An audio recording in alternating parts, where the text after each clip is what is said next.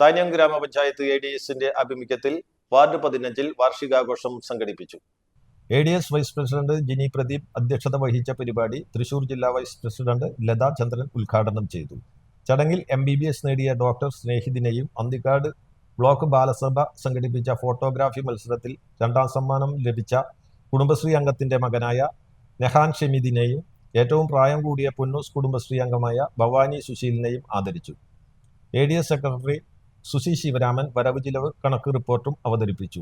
താന്യം ഗ്രാമപഞ്ചായത്ത് പ്രസിഡന്റ് ശുഭ സുരേഷ്, ക്ഷേമകാര്യ standing committee chairman Sijo Pulikkottil, Thanyam model CDS chairperson Sujitha Niresh, Anthikad block panchayat member TB Maya, മുൻ 15ാം വാർഡ് മെമ്പർ ശോഭ രാജീവ് തുടങ്ങിയവർ ആശംസകൾ അർപ്പിച്ച് സംസാരിച്ചു.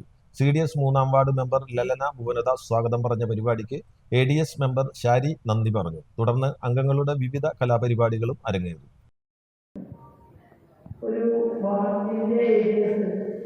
ഇതുപോലൊരു യോഗം വാർഷിക പൊതുയോഗം നടത്താൻ പ്രാപ്തരായി എന്നത് കുടുംബശ്രീ പ്രസ്ഥാനത്തെ സംബന്ധിച്ച് അഭിമാനകരമാണ്.